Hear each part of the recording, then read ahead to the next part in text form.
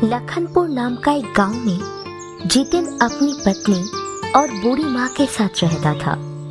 उनका जिंदगी बड़ी मुश्किल से चल रहा था। जितिन का गांव में एक बहुत ही घना जंगल था।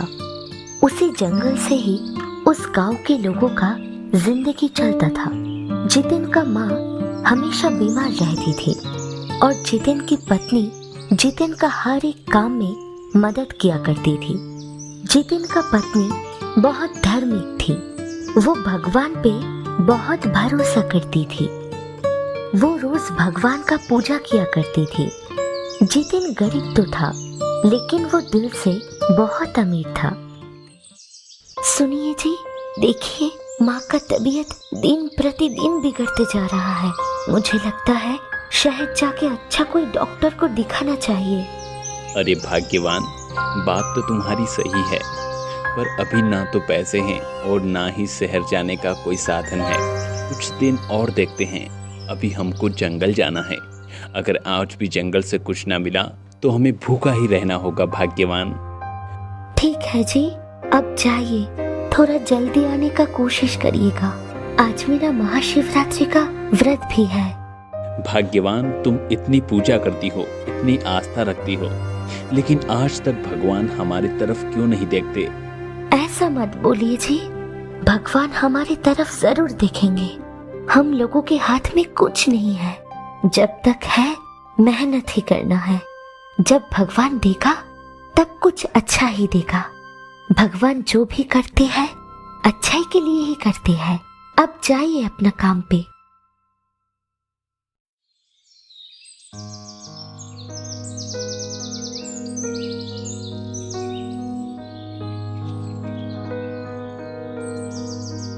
जितिन जंगल जाता है और पूरा जंगल खोजता है। आज जितिन को कुछ हाथ नहीं लगा। ना कोई फल का पेड़, ना कोई सूखी लकड़ी और ना ही पेड़ पे मधुमक्खी का छत्ता। जिस दिन जितिन को शहद मिल जाता है उस दिन वो अच्छा खासा पैसा कमा लेता है, लेकिन आज उसको कुछ भी नहीं मिला।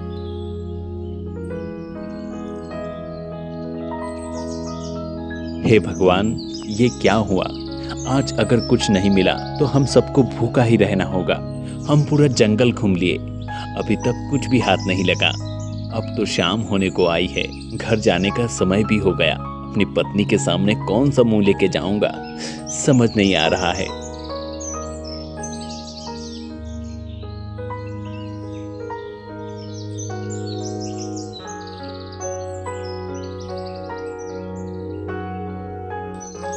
जितिन जंगल से घर आता है तो उसकी पत्नी उसे पूछता है, आप आ गए जी? आज कुछ मिला जंगल से कि नहीं? आज घर में कुछ भी नहीं है खाने को।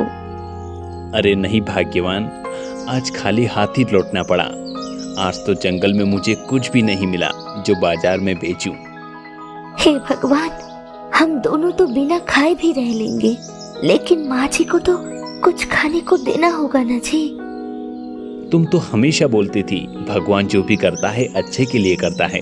अब भगवान के ही भरोसे हैं हम लोग। देखो तुम्हारा भगवान कुछ करे तो।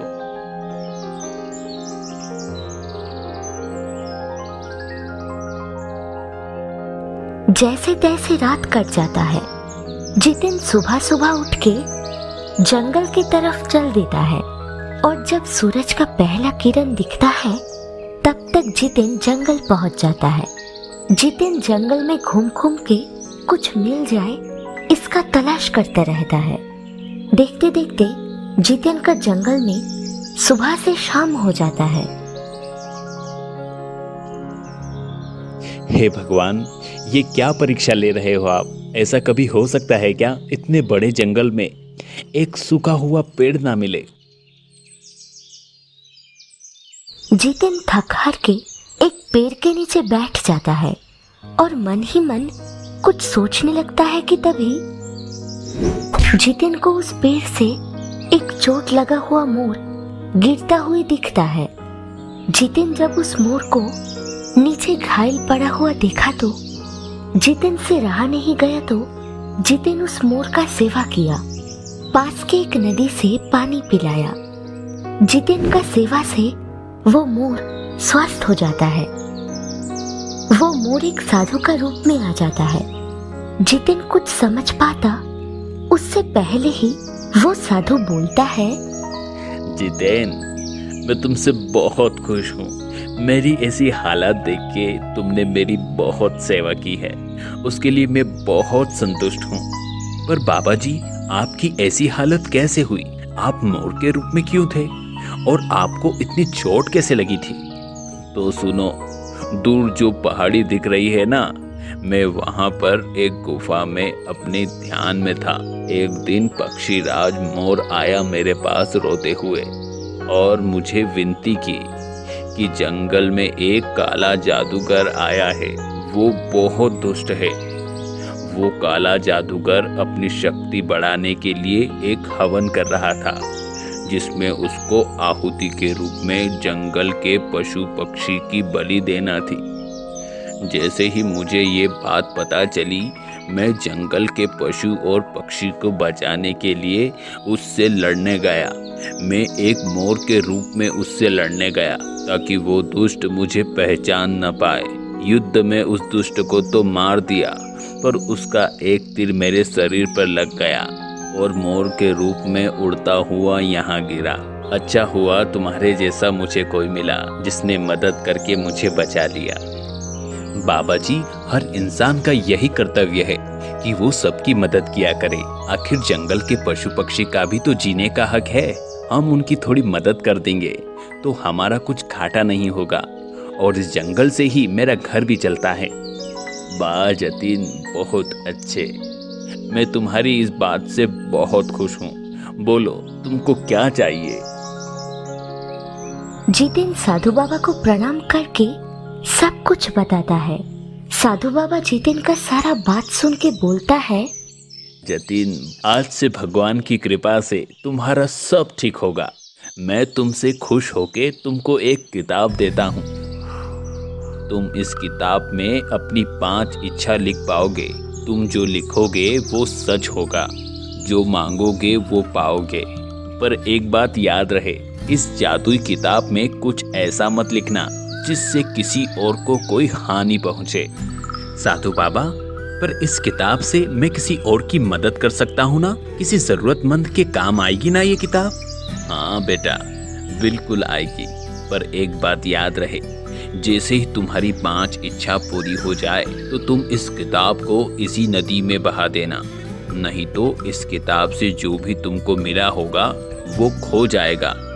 जाओ, आज से अपनी खुशी जिंदगी जियो। साधु बाबा इतना बोल के अदृश्य हो जाता है।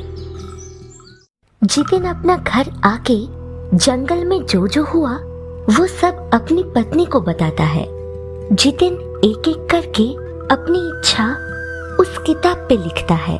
उस किताब में अपनी 5 इच्छा लिखने के बाद जितिन का जिंदगी एकदम से बदल जाता है। जितिन और उसका परिवार खुशी से रहने लगता है। फिर एक दिन, अरे भाग्यवान, सुनती हो? हम लोगों ने एक एक करके 5 इच्छा मांग ली है। अब समय आ गया है, इस किताब को हम नदी में विसर्जन कर दें। हाँ जी, इस किताब के चलते हम लोगों को सब मिल गया है। अब कुछ खोना नहीं चाहती हूँ। अब जाइए और इस किताब को नदी में बहा दीजिए।